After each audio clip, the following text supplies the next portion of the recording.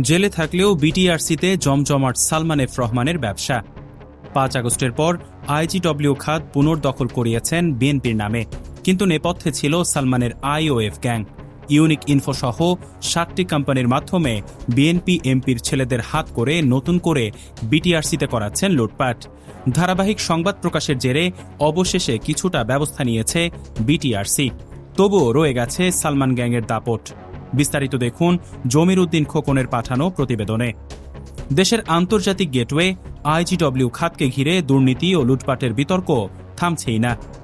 বিভিন্ন সূত্রে প্রাপ্ত একাধিক নথিপত্র পর্যালোচনায় জানা গেছে, সরকার পরিবর্তনের পর জেলে গেলেও বিটিআরসির এই খাতটিতে সালমান এফ রহমানেরই অনেকটা একক আধিপত্যের বিস্তার রয়েছে এবং ব্যবসায়িক নেটওয়ার্ক ও প্রশাসনিক কাঠামো পুরোপুরি পরিবর্তিত হয়নি।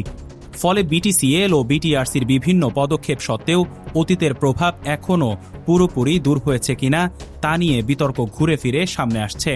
বিশেষ করে এই খাতে সালমান এফ রহমানের অনুসারী আইওএফের সিইও মুশফিক রহমান, মাহতাব হোসেন ও শান্তনু তালুকদার আইজিডব্লিউ খাতে সালমান এফ রহমানের মতনই নতুন করে লুটপাট করতে বিশেষ কৌশলে বিএনপির বগুড়ার একটি আসনের সংসদ সদস্য গোলাম মোহাম্মদ সিরাজের ছেলে আসিফ রাব্বানীকে ঢাল বানিয়েছেন। ২০২৪-এর ৫ আগস্টের পর কয়েক ধাপে বিটিসিএলে আইওএফের মাধ্যমে যেসব দখল, লুটপাট, রাজস্ব ফাঁকির ঘটনা ঘটেছে তাতে বিএনপির এমপি পুত্র রাব্বানীকে সামনে রাখা হলেও পেছনে থেকে সব নিয়ন্ত্রণ করেছেন সালমান এফ রহমানের অনুসারী মুশফিক, মাহতাব ও শান্তনুই। বিটিআরসির তথ্য অনুযায়ী দেশে মোট ২৪টি আইজিডব্লিউ লাইসেন্স রয়েছে। এর মধ্যে ৩টি প্রতিষ্ঠান ২০০৮ সালে এবং বাকি ২১টি ২০১২ সালে লাইসেন্স পায়। খাত সংশ্লিষ্ট একাধিক সূত্রে জানা যায়, পরবর্তী সময়ে ৭টি আইজিডব্লিউ প্রতিষ্ঠানকে নিয়ে আইওএফ নামে একটি প্ল্যাটফর্ম গঠিত হয়।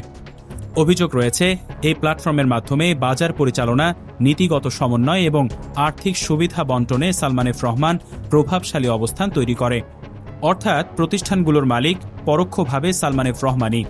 সালমান এফ রহমানের সিন্ডিকেটের শেষ ৭ প্রতিষ্ঠান হল global voice, roots communication limited, unique info limited, Bangla track communication, Digicon telecommunication limited, Novotel এবং মির টেলিকম।